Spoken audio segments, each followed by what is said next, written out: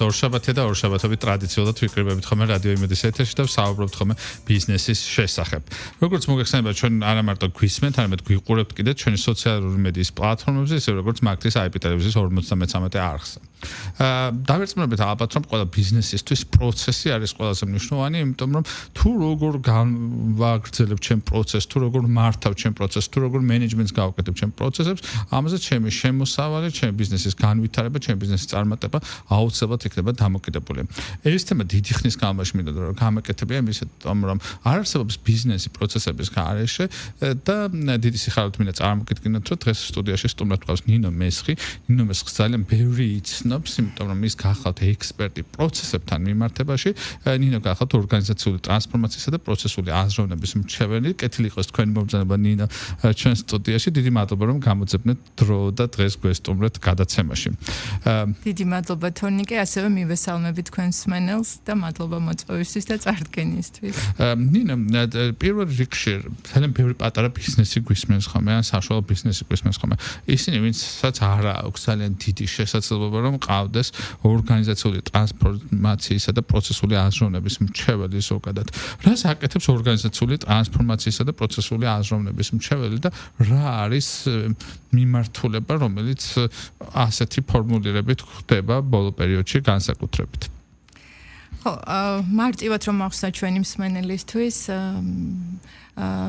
პირადად მე და ზოგადად ჩემს სფეროში მოღვაწე ადამიანები, ესეც შეიძლება ითქვას, სხვადასხვა ხერხები და სხვადასხვა გზებით ეხმარებიან ორგანიზაციებს, რომ მათ საკუთარი პოტენციალი უკეთ გამოიყენონ პროცესების, პრობლემების და ცვლილებების სისტემური გააზრების გზით.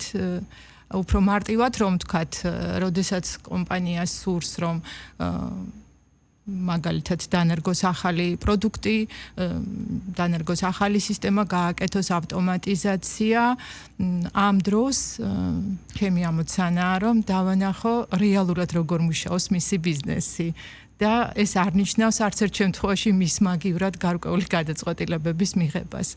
მე ყოველთვის აი გუნდთან ერთად ვეხმარები რომ ის პოტენციალი, ის რესურსი, რომელიც მათ აქვთ, მაქსიმალურად გამოიყენონ ცვლილებებისთვის და უკეთესი შედეგების მისაღებად. რამდენად მნიშვნელოვანია ზოგადად ბაზარზე დღეს მსგავსი ტიპის საკონსულტაციო მომსახურება? რამდენად არის დღეს ბიზნესი ორგანიზაციული ტრანსფორმაციისა და პროცესული აზროვნების შეცვლისთვის მზად? თუ დღეს არის ყველაზე ჩემი გადმოსახედიდან დღეს ისე როგორც არასდროს აი ამ ციფრული ტექნოლოგიების ეპოქაში, მუდმივი ცვლილებების ეპოქაში ყველაზე მნიშვნელოვანია სწორედ ორგანიზაციული ტრანსფორმაციისა და პროცესების სწორი გააზრება. აბსოლუტურად გეთანხმები. პირველ რიგში შენ შეკითხვის დასაწყის დავუბრუნდები, ასე რომ შევხედოთ ყოველთვის სამყაროში არაფერი არ არის სტატიკური და დინამიურად იცვლება ყველაფერი და პროცესებიც მასთან ერთად გუშინ ძალიან კარგი შედეგის მომტანი პროცესი დღეს უკვე ხანდაზმულია და უკვე გადახედვა ჭირდება, იმიტომ რომ ეს ხო ცოცხალი ორგანიზმია პრაქტიკულად, რომელიც ადამიანების მონაწილეობით იქმნება და სხვადასხვა ხელმძღვანელების ჩადებული, ესე ვთქვათ, როგორც ინვესტიციით, მატერიალური ინვესტიციით, ისე ინტელექტუალურით და ამიტომ ეს მუდმივად იცვლება და ამასთან ერთად ეს ციფრული სამყარო, აი ახსენე შენ და AI-ის, ესე ვთქვათ, ეპოქაში მოგვიწია ცხოვრება, რა თქმა უნდა, ამაც ძალიან დიდი გავლენა აქვს. გავლენას რაც შეეხება, ვიტყოდი, რომ მაგალითისთვის პროცესები, რა თქმა უნდა, AI-ის პირობებში შეიძლება ბევრად უფრო სწრაფად შესრულდეს, მაგრამ ის რომ AI-ს სწორად დაუსვათ ამოცანა, რომელ ნამდვილ პროცესთან გვაქვს საქმე, კომპანიის ორგანიზაციული კულტურიდან გამომდინარე, კომპანიის იგივე სტრატეგიიდან გამომდინარე, აქ მნიშვნელოვანი წილად დამოკიდებულია უკვე ადამიანებზე. ერთი ძალიან საინტერესო რამ ახსენეთ ნინო, ორგანიზაციული კულტურა. რამდენად აქვს გავლენას ზოგადად თქვენი გამოცდილება, თქვენ 25 წელზე მეტია უკვე ბიზნეს პროცესებში ხართ ჩართული და ფიქრობ ამ ხელა სტაჟის მქონე ადამიანისთვის, რომელმაც იცის ყველა მიმართულების ბიზნეს პროცესების ანალიტიკა, ალბათ რაღაცა სპეციფიკური დასკვნების გექნება. თქვენი გადმოსახედიდან ორგანიზაციული კულტურები რამდენად ახდენენ ზოგადად ბიზნეს პროცესებზე გავლენას და რამდენად კავშირშია ორგანიზაციული კულტურა და ბიზნეს პროცესები ერთმანეთთან? პირდაპირ შემიძლია ესე თამამად გიპასუხო ამ შეკითხვაზე, რომ პირდაპირ კავშირშია. მეტიც პირველ რიგში სტრატეგიაც ხო კომპანიის კულტურიდან გამომდინარე იქნება. ყველა ორგანიზაციას თითქმის წარმოდგენილი აქვს მისი არქეტიპი როგორია, ის როგორ პოზიციონირებს თავის მომხმარებლებთან და პროცესებიც ასეთი. არიან კომპანიები, რომლებიც უფრო აგრესიულ პროცესებს აწყობენ, ესეც შეიძლება ითქვას. არიან კომპანიები, რომლებიც უფრო ლოიალურები არიან თითეული მომხმარებლის მიმართ და განსაკუთრებულ პროცესებს აწყობენ თითეულისთვის. და არიან რომლებიც ძალიან სტანდარტიზირებულ პროცესებს აწყობენ, ყველასთვის ერთი ზომა. აი ესეც შეიძლება ითქვას. ამიტომ რა თქმა უნდა აქ ძალიან დიდი მნიშვნელობა აქვს რა კულტურაა კომპანიაში და ის დიფერენციატორები რაც განასხვავებს ორგანიზაციებს ერთმანეთსგან, იმიტომ რომ ერთი და იგივე ბიზნესში დამეთანხმებით ერთ და იგივე პროდუქტს შეიძლება თავაზობდნენ მომხმარებელზე სრულიად განსხვავებული ბიზნეს პროცესები ქონდეთ და ერთის უკეთესი შედეგი სწორად განაპირობებს იმას, რომ მათ პროცესები აქვთ განსხვავებული, იმიტომ რომ კულტურა აქვთ განსხვავებული, სტრატეგია აქვთ განსხვავებული ამ კულტურიდან გამომდინარე და პროცესები შესაბამისად აქვთ აწყობილი. ჩემი დაკვრებიდან გამომდინარე ბევრჯერ მქონია მსგავსი შემთხვევა, როდესაც ბიზნეს პროცესები ხშირად მიბმულია ხოლმე საქართველოს მაგალითზე ცალკეულ ადამიანებს. რამდენად ხშირად ხდებათ ხოლმე მსგავსი მიმართულება, როდესაც არა ბიზნეს პროცესები და მისი სტრუქტურა არის ორგანიზაციისთვის მნიშვნელოვანი, არამედ ეს ბიზნეს პროცესები ცალკეულ ადამიანებზეა დამოკიდებული და აი ეს ადამიანები ქმნიან ხოლმე ბიზნეს პროცესებს. საქართველოში ძალიან ბევრი ორგანიზაციაში შემთხვევია მე მსგავსი ტიპის სიტუაცია, რომ რაღაცა ტიპის ბიზნეს პროცესი ჩამოკიდებული ყოფილა ადამიანზე და ეს ადამიანი განსაზღვრავს ბიზნეს პროცესი, რომელიც შეიძლება უფრო მარტივი იყოს, უფრო სხვანაირი იყოს, უფრო ჯანსაღი იყოს. ასე კი არ წასულა, არამედ მეორე გზით წასულა. თქვენ რამდენად შეხვედრიათ მსგავსი ტიპის გამოცდილება? პირველ რიგში მე მგონი ეთერის დაწყებამდეც აღნიშნე, ეს ძალიან სასიამოვნოა, რომ ინტერვიუს ჩემგან იღებს ადამიანი, რომელმაც საკუთარ ზურგზე არაერთხელ ნახა და იცნია როგორ წარმატება პროცესების სირთულის, ასევე შეიძლება ის შედეგები არა, რომელსაც ელოდებოდი და მადლობა ამ შეკითხვისთვის. ძირითადად ჩვენს კომპანიებში თუ ეხლა რაღაც სისტემურ დიდ კომპანიებს არ ჩამოთვლა და არ მინდა ეხლა რომ რაღაც რეკლამაში ჩაგვეთვალოს. როგორც წესი არ არსებობს გუნდი, რომელიც პასუხისმგებელი იქნება მაგალითად კომპანიაში პროცესულ ხედვაზე და პროცესებზე მუშაობაზე. ძალიან იშვიათად. არის ხოლმე რაღაცა მეთოდოლოგიის შემქმნელი პროცედურების აღმწერი გუნდი, მაგრამ აი პროცესული ხედვა რო განავითაროს და დაამკვიდროს ორგანიზაციაში.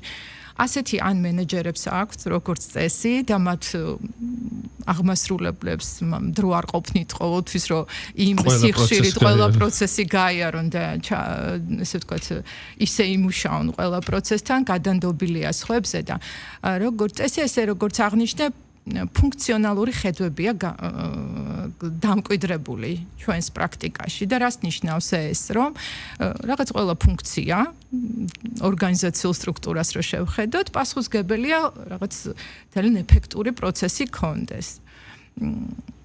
ხშირ შემთხვევაში ეს დამაზიანებელიც არის, მინდა ვთქვა, იმიტომ რომ არაერთი მაგალითია და იმის რომ აი ეს ფუნქციონალური ხედვა აზიანებს, როცა სრულ სურათს არ ხედავს და მხოლოდ თავის სილოსიდან ვთქვათ უყურებს პროცესს, აზიანებს სხვა ელემენტებს და ამისი ძალიან ბევრი მაგალითებია. აი ერთ მაგალითს მოვიყვან მარტივს თუ გვაქვს ამის დრო. მაგალითად ანგარიშგების დეპარტამენტი ყველას ყავს ბუღალტერია ეგრეთ წოდებული, რომელიც შეიძლება რაღაც ის ავტომატიზაციას ასრულებდეს და ამ დროს ამ პროცესში სულ არ აინტერესებდეს, არ ხედავდეს, საიდან იწყება და საცრულდება პროცესი და აქ ავტომატიზაციამ შეიძლება გაყიდვებში ისეთი მნიშვნელოვანი შეფერხება გამოიწვიოს, რომ აქ მომხმარებლის გამოცდილება გაუმჯობესდეს, გაუარესდეს. და ეს იმიტომ კი არა რომ ამ ადამიანების ბრალია, უბრალოდ არ არსებობს პროცესული ხედვა, საერთო ხედვა და ძალიან სწრაფად იწყებენ გადაწყვეტილებების ძებნას. ან სპონტანურად ხდება გადაწყვეტილებების მიღება ცალკეული რგოლების მიერ და გაუაზრებლად ან ყველაზე ხშირად მე რაც შემხვედრია ბევრი ორგანიზაცია მისდევს ხოლმე კონკურენტებს და კონკურენტმა რაღაც გააკეთა და აკოპირებს კონკურენტის მიერ ჩადენილ რაღაცა ტიპის პროცესს და მე ეს იწევს ხოლმე, იმიტომ რომ X ორგანიზაციაში რაღაც პროცესი მუშაობს, Y ორგანიზაციაში ზუსტად იგივე პროცესი შეიძლება არ მუშაობდეს. როგორც თქვენ ახსენეთ, ორგანიზაციული კულტურა, ადამიანური კაპიტალი და ბევრი რაღაცა სხვა ფაქტორია. თქვენი დაკვირვებით, ნინა, თქვენ ძალიან ბევრი ორგანიზაციასთან გაქვთ შეხება. ყველაზე დიდი გამოწვევები რა არის ორგანიზაციებისთვის? აი, რისთვის მოგმართავენ ხოლმე თქვენ როგორც ორგანიზაციული ტრანსფორმაციის მრჩევას? თუ ერთი პრობლემა უნდა დავასახელო, მაგალითად, პირველ რიგში, რასაც ვიწყოდი, რითიც დავასრულეთ წინა საუბარი, ძალიან სწრაფად იწყებენ გადაწყვეტილებების ძებნას.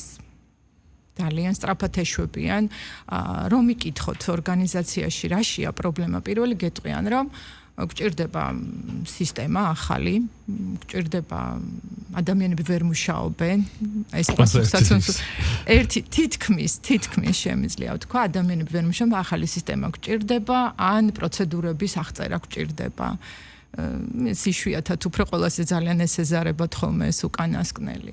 და თითქმის მაგასაც არ მიკითხულობს ხოლმე ჩემ განმსახედად. ზუსტად და ამიტომ თითქმის არასდროს არ სვამენ ესე სწრაფ გადაწყვეტას ეძებენ და არ სვამენ შეკითხვას სინამდვილეში რის გაუმჯობესებას აპირებენ. ანუ აი სრული პროცესი რომელიც მათ სურთ რომ პროცესი რომლის გაუმჯობესებაც სურთ, აქ დრო დავხარჯოთ და მოდი დავინახოთ რა საერთო სურათი, ამის ესე ვთქვათ სივრცე თითქმის არ რჩება ხოლმე და მხოლოდ მას შემდეგ რაც არის ის შედეგები არ მიიღება, რაცაც ელიან, მერე ხდება ხოლმე მომართვა. საქმე იმაშია, რომ აი არაერთი შემიძლია ვთქვა, როგორც მონაწილეობაც მიმიღია და ხვისი განხორციელებისთვის დაკვირვების საშუალებაც მქონია, თითქმის ყოველთვის არის არაჩვეულებრივი ადამიანების გუნდი, დიდი мотиваცია, რესურსებიც თაც უზრუნველყოფილი პროექტი, მაგრამ შედეგი ის არ არის ხოლმე, რასაც ელიან. და ეს ესე ვთქვათ ერთგვარად ძალიან დიდი პრობლემა. იმიტომ მე ძალიან ხშირად ვამბობ ხოლმე ამას, რომ ყველაზე ძვირი უჯდებათ სწრაფი გადაწყვეტილებების ძებნა და იმაზე არ დაფიქრება, სინამდვილეში რისი გაუმჯობესება გვინდა. პროცესი როგორ წარიმართება, როდესაც თქვენ იწყებთ საკონსულტაციო ტიპის საქმიანობას, პირველ რიგში იკვლევთ არსებულ სიტუაციას, რომელსაც შემდეგ აშენებთ სხვა პროცესს, ან ცვლით პროცესს თუ როგორ ინტერვიუების სახით იწყება, თუ როგორ ხდება პროცესი ზოგადად, როცა ორგანიზაციულ ტრანსფორმაციას იწყებთ, ან პროცესების ცვლილებებს იწყებთ ორგანიზაციებში. როგორც მე მაქვს ინფორმაცია, არსებობს რაღაცა ტიპის ჩარჩო, რომელსაც დაახლოებით მიყვება ხოლმე ამ მსგავს ტიპის მრჩეველი. ესე იგი სხვადასხვა ხერხისთვის მიმართავს მათთან დამკვეთებთან ურთიერთობაში. პირველად, როდესაც აღმოვაჩინე სინამდვილეში რა იყო ჩემი მონაწილეობით წარუმატებელი პროექტების მიზეზი, მივხვდი, რომ აქ ახლა პრობლემა არის იმაში კი არა, რომ არ ვიცი ლინია, არ ვიცი Six Sigma, არ ვიცი BPM-ი, ან კარგად არ ვწერან, ან მოდელებს კარგად არ ვაწყობ, პრობლემა არის სულ სხვაგან. და ამის ახსნით დავიწყე ჩემს დამკვეთებთან, ეს ახალ ბედა დამოუკიდებელი კონსულტანტი როცა ვიყავი და მივხვდი, რომ ამ ადამიანებს ესენი არ ესმით. ამიტომ ერთ-ერთ დამკვეთის მაგალითს გავიხსენებ, რომელთანაც სხვა პროექტში გადაკვეთა მქონია პროფესიული, ხოლო დამკვეთი არ ყოფილა და სპონსორი და პრინციპში მომართა ასეთი თხოვნით, რომ ავტომატიზაცია მჭირდება პროცესის და ვიცი, რომ ტექნიკურ ამოცანებს ძალიან კარგად აყალიბებ და დამეხმარე ამაში და ზუსტად ვიცოდი უკვე, რომ მივდიოდი, რასთან შეიძლება ეს ყოფილიყო დაკავშირებული და მე მას ვთხოვე, რომ მოდი სანამ ტექნიკურ დავალებაზე მუშაობას დავიწყებთ, შევხედოთ სრულ სურათს. და დამთანხმდა გავაანალიზეთ მასთან ერთად და რა თქმა უნდა პროცესის მონაწილეებთან ერთად მეთოდს, რასაც ვიყენებდით, ეს არის ინტერვიუების მეთოდი, უშუალოდ მონაწილეებთან, ვინც პროცესში არიან ჩართული და მერე უკვე ამის სიმულაცია ხდება სხვადასხვა გზით. ყველაზე მარტივი რაც არის ხოლმე flip chart-ებზე ძალიან დიდ ოთახში გამოვაკრავ ხოლმე flip chart-ებს, რომელზეც ქართულადაც flip chart-ია მგონი, stick note-ებით ხედავენ თავის პროცესს და აი ამ ოთახში დამოგზაურობენ, ესე ვთქვა და უყურებენ საერთო სურათს და როცა აი ამ პროექტში ასეთი საერთო სურათი დავინახეთ, აღმოჩნდა, რომ პრობლემა სრულიად სხვა ნაწილში იყო. და თავადვე აღიარა დამკვეთმა მერე რომ ასე იგი ჩვენ რომ იმ გზას გავყოლოდით, უბრალოდ არასწორ პროცესს სწრაფად ავამუშავებდით. ეს იქნებოდა შედეგი. ამიტომ ყველაზე ძვირი ნამდვილად გვიჯდება ხოლმე სწრაფი გადაწყვეტილებების ძებნა და ეს მეთოდი საერთო სურათის დანახვა და მარტივი გზით დანახვა არის ძალიან მნიშვნელოვანი. ორგანიზაციების ერთ-ერთ პრობლემას წარმოადგენს სწორედ აღწერილი პროცესების თანამშრომლებისადმი დაყვანა, რომელიც ერთ-ერთი პრობლემატური საკითხია ჩემი გამოცდილებიდან, იმიტომ რომ შეიძლება პროცესი ძალიან კარგად აღწერო, შეიძლება პროცესი ძალიან კარგად გავამართო, მაგრამ ამ პროცესის თანამშრომლებისთვის დაყვანა არის კიდევ ცალკე გამოწვევა. რა კონკრეტულ გამოწვევებს ხედავთ ხოლმე ამ მიმართულებით? საქმე რაშია, ასე ვთქვათ, არიან კომპანიები, რომლებსაც ზედამხედველობის ქვეშ არიან და ზედამხედველობა თხოვს გარკვეული ტიპის პროცედურული დოკუმენტების შექმნას და კანონმდებლობით არის ეს მოთხოვნილი. არის მინიმალისტური, ასე ვთქვათ, ისეთი ორგანიზაციების, რომლის რომ კონკრეტული ზედამხედველობის არ ქვეშ არ არიან, მაგრამ კონდეთ იგივე ფუნქციონალური ჩარჩო, რაც ჩემი აზრით პატარა ბიზნესებისთვის სრულიად საკმარისია, ეგრეთ წოდებული სამუშაო აღწერილობები, job description-ები და რაც შეეხება ეს მრავალტომეულ პროცედურებს, მე ამისგან ყოველთვის თავს ვიკავებ, იმიტომ რომ სატრენინგო მასალა განსხვავებულია, სრულიად განსხვავებულია იმისგან, რაც არის პროცედურები.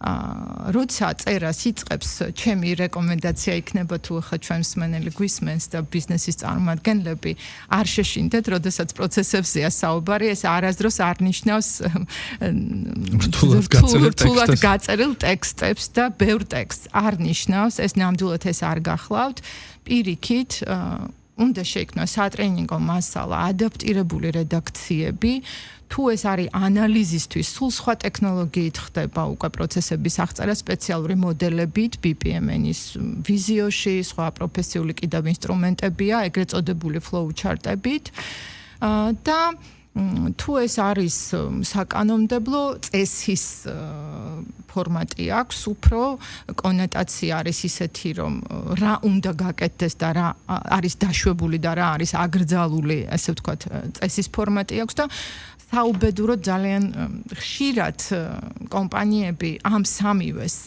მიმართულებას ერთი დოკუმენტით ცდილობენ ხოლმე, რომ გადაჭრან ერთ დოკუმენტს ქნიან, რომელიც უნდა იყოს როგორც წესი ორგანიზაციისთვის, ისევე სატრენინგო მასალა და ისევე ანალიზისთვის გამოსადეგი და ეს ესე არ მუშაობს, ეს შემიძლია ვთქვა. ამიტომ მინიმალისტურად აღწერა წესები ძალიან სმარტად გაწერილი მოკლე წესები, ფუნქციონალური ჩარჩოები, სადაც პასუხისმგებლობები იქნება განსაზღვრული, დანარჩენი ყველაფერი დროში იცვლება. პროცესი არასდროს არ არის მუდმივი. დიახ, პროცესი და თვითონ აღწერა ამ პროცესის არის ხომ ერთი მიმართულება და მეორე რასაც მე ხშირად ვაწყდები ხომ არის ცალკეული ინსტრუქციები, იმიტომ რომ ბევრს ერთმანეთს ჩემი განმოსახედიდან ბევრს ერთმანეთში არევია ხოლმე გაწერა პროცესის და ცალკეული ინსტრუქცია, რომელიც ერთმანეთთან კავშირში კი არის ბუნებრივია, მაგრამ ეს ორი ერთი და იგივე ტიპის დოკუმენტი არ არის და ხშირად ჩემი განმოსახედიდან ბევრ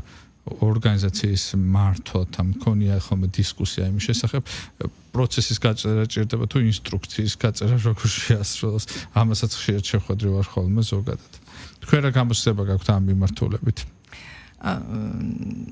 მაგალითად ბიზნეს პროცესების სტანდარტიზაცია ეს ცნობილი ტერმინია ძალიან და პოპულარული ტერმინია ბიზნეს პროცესების სტანდარტიზაცია და როგორ არის აღქმული სწორედ ესე აღქმული რომ ეს უნდა იყოს აუცილებლად გაწერილი აღწერილი პროცედურები აი სინამდვილეში მისი მთავარი მიზანი სრულიად განსხვავებულია ამისგან აი წარმოვიდგინოთ ერთ ორგანიზაციაში სამი თანამშრომელი ერთსა და იმავე სამუშაოს სხვადასხვა გზით ასრულებს სამი განსხვავებული გზით ასრულებს აქ თავისთავად შედეგიც განსხვავებული დგება როგორც მომხმარებლის გამოცდილება ისე შეცდომების ალბათობაც იზრდება ამიტომ ბიზნეს პროცესების სტანდარტიზაცია ნიშნავს რომ ორგანიზაციამ საუკეთესო პრაქტიკა აქციოს ერთიან სამუშაო წესად რომლითაც პროცესი უფრო პროგნოზირებადი გახდება, შეცდომებიც იკლებს ამ შემთხვევაში და თავისთავად მომხმარებლის გამოცდილებაც უმჯობესდება, შემდგომი ავტომატიზაციას და ასეთი თანამშრომლების სწავლებაც თავისთავად. მაგრამ აქაც მნიშვნელოვან აქცენტს გავაკეთებთ ის მიუბრუნდები იმას, რომ არასწორი პროცესის სტანდარტიზაცია ისეთივე შეცდომაა, როგორც არასწორი პროცესის ავტომატიზაცია. ამიტომ ჯერ უნდა დავფიქრდეთ რეალურად რა პროცესს ვაუმჯობესებთ, რისი სტანდარტიზაცია გვინდა და მხოლოდ ამის შემდეგ ვიფიქროთ სტანდარტიზაციაზე, იმიტომ რომ სტანდარტიზაცია ერთ-ერთი შედეგია პროცესთან მუშაობის. ეს არ არის თვითმიზანი, ეს არ შეიძლება იყოს. როგორ და შეიძლება რამოდენიმე სტანდარტიზირებული პროცესი გქონდეთ ერთი და იგივე პროდუქტისთვის. იმის მიხედვით აი მე მგონი შეხვედრის დასაწყისში აღვნიშნე ერთი ზომა ყველას არ ერგება შეიძლება რამოდენიმე ზომის ასე ვთქვათ და მასშტაბის პროცესი გქონდეთ დანერგილი კომპანიებს სხვადასხვა ბიზნეს ხაზისთვის ეს აბსოლუტურად ნორმალური და მისაღებია და ბევრად უკეთ მუშაობს და მეტიც შეიძლება პროცესების 80% გქონდეთ სტანდარტიზირებული და ის 20% გქონდეთ განსაკუთრებული კლიენტებისთვის, მომხმარებლებისთვის შექმნილი ძალიან ინდივიდუალური პროცესები. თუმცა გულახდიათ რომ გითხრათ მე ყოველთვის ვცდილობ ხოლმე რომ აი ეს გამონაკლისი რაც არის პროცესებში არ დაუშვა ხოლმე, იმიტომ რომ თითოეული გამონაკლისი მე იწვევს ხოლმე ამ პროცესების გართულებას, ჩამონგრევას თქვენი გადმოსახედიდან რამდენად არის ხოლმე ასეთი ტიპის შემთხვევები, რომ მსმენია, რომ გაწერილი პროცესები, სტანდარტიზებული პროცესები ორგანიზაციას ხელს უშლის იყოს უფრო მოქნილი. და როდესაც მე მაქვს შესაძლებლობა რომ ერთ წამში შევცვალო პროცესი და ახალი პროცესი ვცადო, უფრო მოქნილი ვხდები. და არ მჭირდება პროცესის გაწერა, პროცესის ერთ ხაზში ჩაყენება და ასე უფრო მეტად მოქნილი ვიქნები. აი ესეთი ტიპის არგუმენტი მსმენია ხოლმე სხვა ბიზნესის მფლობელისგან. რა იქნება თქვენი რჩევა ასეთი ტიპის ბიზნესისთვის, რომელი უფრო მეტად მომგებიანია, რაღაცა პროცესები გაწერილი გქონდეს თუ ვიყო უფრო მოქნილი და საერთოდ არ მქონდეს არც ერთი პროცესი გაწერილი, ან არც ერთი პროცესი ოპტიმიზებული. ასე ვიტყოდი, რომ გააჩნია კომპანიის ზომას და მის სტრატეგიულ ამოცანა რა არის და რითი განსხვავდება ის კონკურენტებისგან. ამას აქვს ძალიან დიდი მნიშვნელობა. ჩვენს ბაზარზეც არიან კომპანიები, რომლებსაც ერთ და იგივე სფეროში მოღვაწეს, ძალიან სტანდარტიზირებული პროცესები აქვთ, მაგრამ არიან კომპანიები, რომლებიც მუდმივად ახალ პროდუქტს უშვებენ და ამ ახალ პროდუქტს სულ ახალ პროცესს აყოლებენ. ეს უფრო, ასე ვთქვათ, საოპერაციო ხარჯია ესეთ პროცესებს მაღალი აქვს, მაგრამ ლიდერები არიან ბაზარზე პროდუქტის. კუთხით, იმიტომ რომ ექსპერიმენტებს არ უშინდებიან. არ უშინდებიან ექსპერიმენტებს და რესურსი ჭირდება მეტი და მეტი. სტანდარტიზირებულ პროცესებში ასეთი კომპანიებიც ყავს, ახლა არ მინდა რომ მათ შორის ჩემი დამკვეთებიც ყოფილან, ჩემი პარტნიორებიც ყოფილან ამ თუ იმ პროექტში. ისინი უფრო ფრთხილები არიან ბაზარზე და უფრო მდგრადები და ვითომ სტაბილურად ვითარდებიან, მაგრამ აი ამ ბოლო 6 წელს რო შევხედო, 6 წელს იმიტომ ვამბობ რომ პანდემიის შემდგომ პერიოდს რო შევხედო, გაუძლეს უფრო მათ ვისაც გამბედაობა იყო და მუდმივ ცვლილებებში და მუდმივ განვითარებაში ჩადო რესურსი, ნამდვილად გაუძლო და მათ ბაზარი დაკარგეს, ვისაც უფრო სტანდარტიზირებული. ეს არ არის, ასე ვთქვათ, დიაგნოზი, უბრალოდ დაკვირვება და ესეც არის კომპანიების არჩევანი. ასევე ვიცნობ კომპანიას, რომელიც მაშინაც მანამდეც პანდემიამდეც და პანდემიის შემდეგაც იყო გამოირჩეოდა სტანდარტიზირებული პროცესით და კონკურენტები პრაქტიკულად ვერ დაეწივნენ ეფექტურობაში. ვერა ისეთი ეფექტურობას მიაღწია სტანდარტიზირებული პროცესები და ისეთი მომხმარებლის გამოცდილება აქვს დღემდე, რომ კონკურენტებმა რეალურად ვერ შეძლეს განსხვავებული და უფრო მომგებიანი პროცესების შექმნა და შედეგების დადება. ნინა, თქვენ ძალიან ბევრ პროცესთან გაქვს შეხება. როგორ შეცვალა ზოგადად და როგორ ცვლის, იმიტომ რომ შეცვალება წარსულში ძალიან რთული ამას საუბარი პროცესია და როგორ ცვლის ხელოვნური ინტელექტი პროცესებს. სხვა მიმართულებებით, იმიტომ რომ ჩემი დაკვირვებიდან გამომდინარე ხელოვნური ინტელექტის ჩართულობით ბევრი სხვა პროცესი მარტივდება. ან რთულდება. უფრო ჩემი ფუნქციურ, ასე ვთქვათ, და ჩემი ექსპერტული გამოცდილება, სადაც მაქვს ამ ჩარჩოში ჩავჯდები, იმიტომ რომ პროცესის გაუმჯობესება, რა თქმა უნდა, რამოდენიმე კომპონენტს მოიცავს, მათ შორის იქ არის უკვე კონკრეტული ტექნოლოგიების დანერგვა და მიუხედავად იმისა, რომ ტექნიკურ ამოცანებსაც bis ჩამოყალიბებაშიც ვეხმარები, როცა საჭიროა დამკვეთს, არ გადავალ იმ ჩარჩოში და ასე ვთქვათ, ჩემ ჩარჩოში დავჯდები და ვერ ვისაუბრებ მაგალითად იგივე დეველოპმენტის ტექნოლოგიური გადაწყვეტილების გზით რა ეფექტი აქვს, რასაც ვაკვირდები ძალიან დიდი, იმიტომ რომ კოდის წერა პრაქტიკულად ჩაანაცვლა, ამიტომ რაზეც თქვენ საუბრობდით, რომ შეიძლება პროცესები უფრო აჩქარდეს და უფრო სწრაფად შეიცვალოს, ნამდვილად ესე მოხდება და ესე იქნება, ავტომატიზაციები კიდევ უფრო ხელმისაწვდომი გახდება, მაგრამ აქ არის ძალიან მნიშვნელოვანი, აი სადაც შემოდის ზუსტად პროცესული ხედვა. ის რომ ორგანიზაციებს მას შეძლონ დაინახონ სრული სურათი რეალურად როგორ მუშაობს მათი ბიზნესი, რომ შემდეგ სწორი ამოცანები დასვან. ხელოვნური ინტელექტი ვერ იგრძნობს და ვერ მიხვდება რეალურად როგორ მუშაობს პროცესი. აქ უკვე აუცილებლად ამ ეტაპზე ყოველ შემთხვევაში ადამიანია საჭირო, რომელიც მონაწილეებს სწორ კითხვებს დაუსვამს, სწორ პასუხებს ვთქვათ, დააფიქსირებს, ამ სწორი პასუხებიდან გამომდინარე სიმპტომებზე არ გააკეთებს აქცენტს და მიზეზებს მოძებნის. ამაში რა თქმა უნდა ხელოვნური ინტელექტი გვეხმარება, მაგრამ კიდევ ვამბობ, სურათის დანახვა და სწორი კითხვების დასმა, რეალური პროცესის დანახვა. აქ ადამიანის გარეშე ამ ეტაპზე თითქმის წარმოუდგენელია. ყოველ შემთხვევაში დღევანდელი გადასახედიდან ეს ცდილობები ერთ-ორ პროექტში მქონდა მეტიც, მაგრამ ამის გადანდობა მთლიანად არ გამოდის, იმიტომ რომ ის კულტურას ის ვერ გრძნობს იმ ემოციას, რასაც დებს მონაწილე პროცესში, რატომ იქცევა ის სინამდვილეში ესე და არა სხვანაირად კონკრეტული მონაწილე.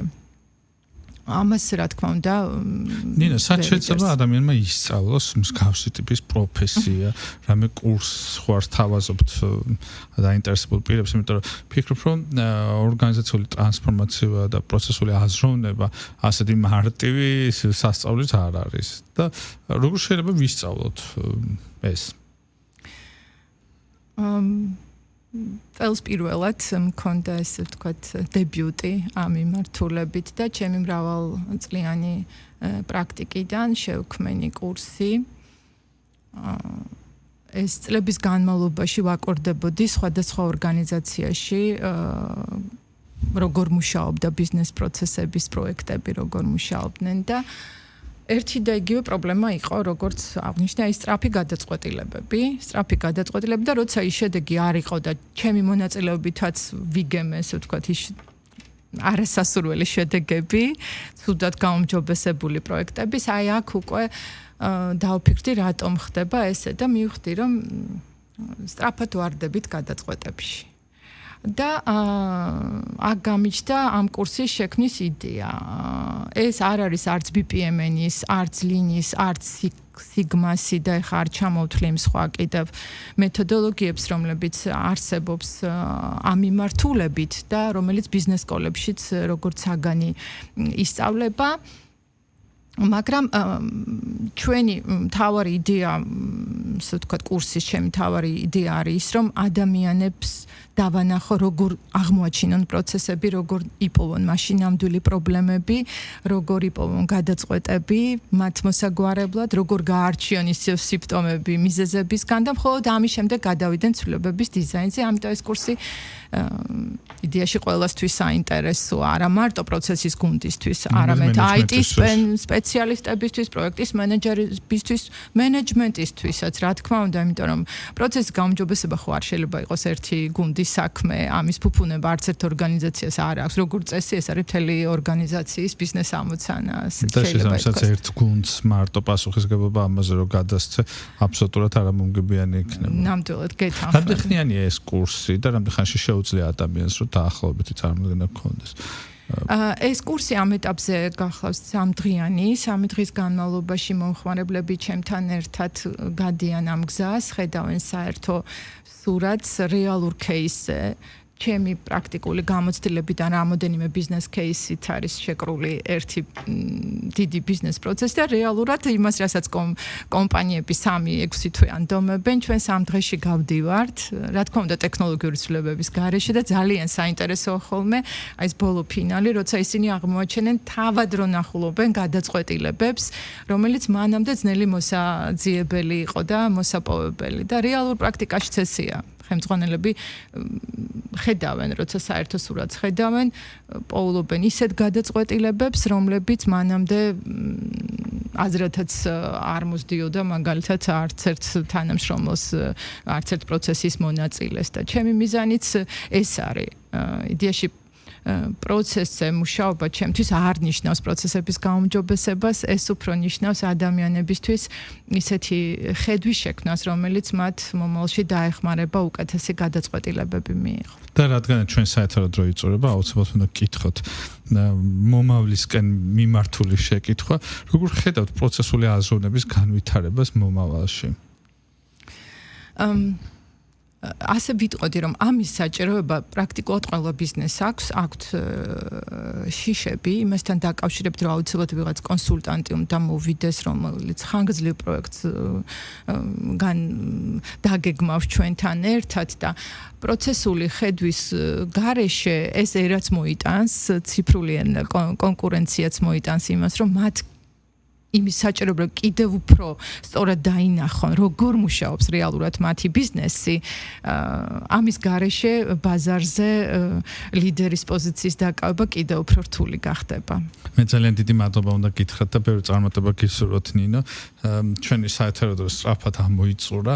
ჩვენ საუბრობდით დღეს ორგანიზაციულ ტრანსფორმაციაზე და პროცესულ აზროვნებაზე. ნინო მესხი იყო დღევანდელი ჩვენი გადაცემის სტუმარი, ის გახლავთ ორგანიზაციული ტრანსფორმაციისა და პროცესული აზროვნების მრჩეველი. ჩვენი გადაცემა დღეს ამით დასრულებულია. ჩვენ ერთმანეთს შევხვდებით შემდეგ ორშაბათს. დროებით და დიდი მადლობა.